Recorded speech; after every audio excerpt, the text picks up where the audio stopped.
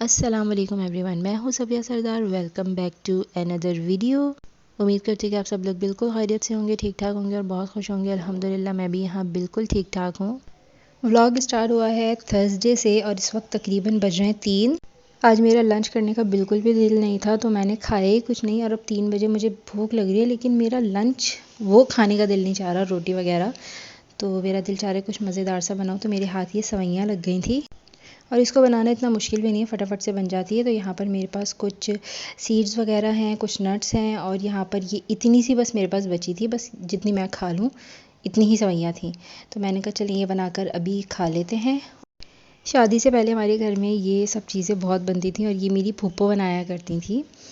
वो सूजी का हलवा और इस तरह की सवैयाँ, और वो बहुत मज़े की बनाती थी। उस तरह की सवैयाँ तो खैर मैं नहीं बनाती, और एक दफ़ा मैंने बनाई हुई थी, वो उस तरह की बनी नहीं जिस तरह वो बनाती हैं। तो वो अक्सर ही शाम को जो है ना 4-5 बजे जब हमारे घर में चाय बनती थी तो वो इस तरह की चीज़ें बनाया करती थी, हलवा और सवैयाँ वगैरह। तो जब मैं ये बनाने लगी ना मुझे वो वक्त याद आ गया कि बनी बनाई पहले मिल जाती थी और हम मज़े से बैठ के खाते थे, और मुझे तो इस तरह की चीज़ें बहुत पसंद हैं।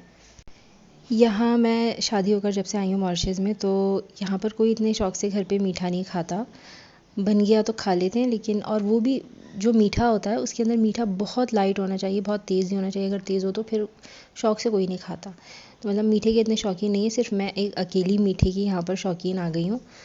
तो जब मेरा दिल चाहता है तो फिर मैं बना लेती हूँ, लेकिन अब यहाँ पर रहते रहते मुझे भी आदत हो गई कि बहुत तेज़ मीठा नहीं खाना, थोड़ा हल्का खाना है, लेकिन मैं मीठा खाती हूँ लाजमी।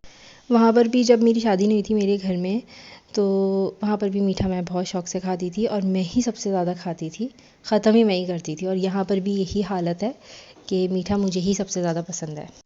तो खैर यहाँ पर जो है दूध बॉयल हो गया था और अब इसके अंदर मैं इलायची डाल रही हूँ। मैं जब भी इलायची डालती हूँ इलायची का मुंह खोल देती हूँ ताकि अच्छे से उसका फ्लेवर निकले। अगर मुझे ऐसा लगता है बंद होती है तो फ्लेवर सही से नहीं निकलता। तो खैर इलायची डालने के बाद मैंने 1 मिनट तक उसको पकाया और फिर वो जो सवैयाँ मैंने क्रश करके रखी थी वो सारी इसके अंदर डाल दी हैं। तो तकरीबन 5 मिनट भी शायद मैंने पूरा इसको नहीं पकाया था और ये सवैयाँ गल गई थी। सवैयाँ बनाने में वैसे इतना टाइम नहीं लगता, फटाफट से बन जाती है। कभी आपका दिल चाह रहा हो खाने का तो बस इंसान 10-15 मिनट के अंदर ही इसको बना लेता, और इतने ही मिनट में मेरी भी बन गई थी। तो यहाँ पर मैंने अच्छे से इसको पकाया तकरीबन 5 मिनट तक और ये बिल्कुल पक चुकी थी। मैंने बहुत ज़्यादा नहीं पकाया, जैसे हम शीर खुरमा पकाते ईद पे उस तरह मैंने नहीं पकाया, बस दूध वाली एक सवैयाँ मैंने बना ली थी अपने लिए, ताकि जो मुझे क्रेविंग हो रही है ना कुछ अच्छे से मीठे की, वो पूरी हो जाए।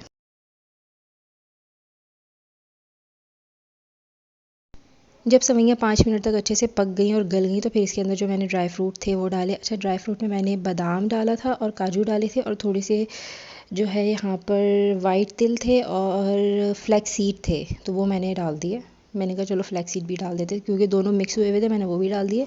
तो अच्छा सा टेस्ट आ गया था, इतना ख़राब टेस्ट नहीं लग रहा था फ्लैक्स सीड से। और फ्लैक्स सीड से होता ये है कि थोड़ी वो लेस लेस आ जाती है, इसलिए मैंने कम डाले थे ताकि वो बहुत ज़्यादा थिक ना हो जाए। बस ड्राई फ्रूट वगैरह डालने के बाद मैंने इसको 2 मिनट तक और पकाया था और फिर इसको अपने फेवरेट मग्गे में निकाला है। इसको मैं मग्गा ही कहती हूँ। ये मैं पाकिस्तान से लाई थी, शादी जब मेरी हुई थी तो मैंने बहुत स्पेशली अपने मामू को कहा था कि मुझे लाहौर से ही ला के दें।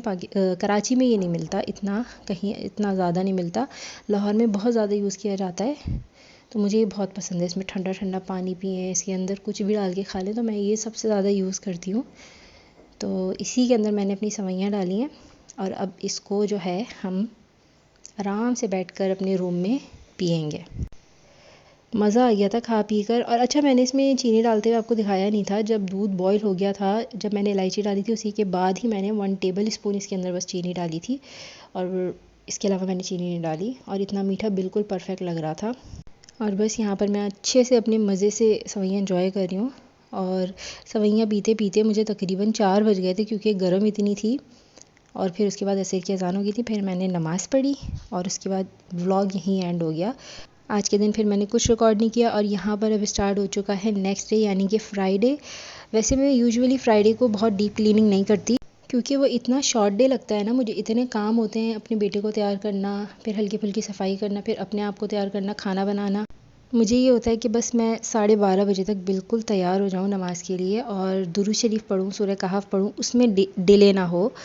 तो लेकिन आज जो है रूम की हालत ऐसी हो गई थी कि बस उसको मुझे इतना शदीद तरीके से साफ़ करना पड़ा।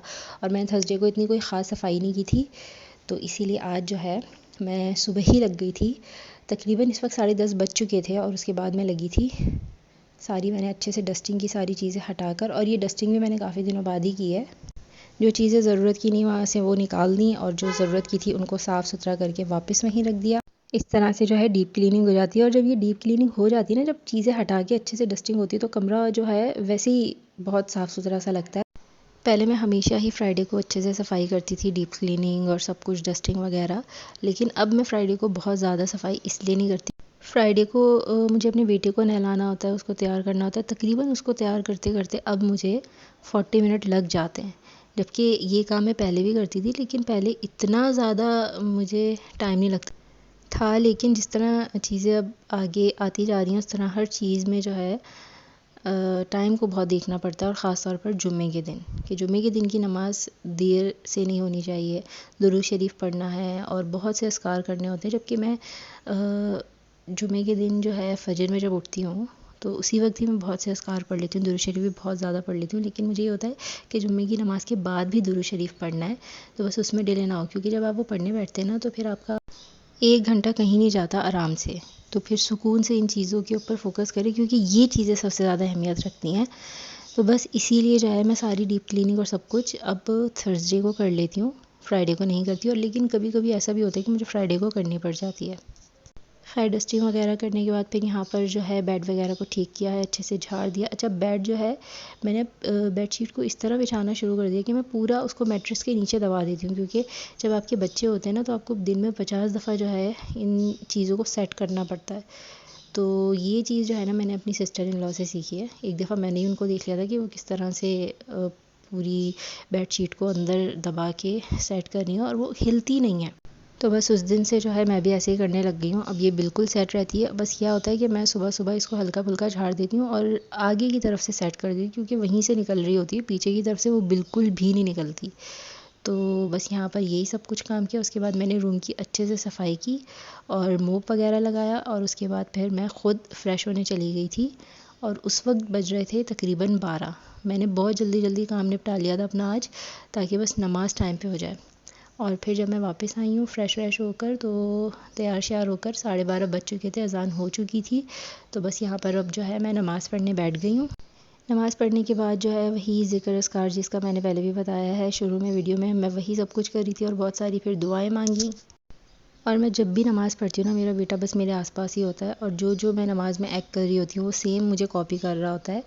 तो इस तरह बच्चे जो है बहुत जल्दी इन चीज़ों को सीखते हैं, नमाज़ सबसे ज़्यादा, कि अगर घर में सब नमाज़ पढ़ रहे हैं तो बच्चे फ़ौरन से उसको कॉपी करते हैं और सीखते हैं। बस नमाज़ वगैरह पढ़ने के बाद फ्री हो गई थी मैं, और इस वक्त हो गया था लंच टाइम। मेरा बेटा जो है खा पी के सो चुका था, और यहाँ पर बस मैं अपने हस्बैंड का इंतज़ार कर रही थी कि वो आएँ तो हम साथ लंच करेंगे। और बस यहीं पर मैं करूँगी अपना व्लॉग एंड इंशाल्लाह मिलूँगी नेक्स्ट व्लॉग में। पसंद आए तो इसको ज़रूर लाइक कर दीजिएगा, और साथ ही मेरे चैनल को भी सब्सक्राइब कर दीजिएगा। मिलते हैं नेक्स्ट व्लॉग में, तब तक के लिए फ़ी अमान अल्लाह।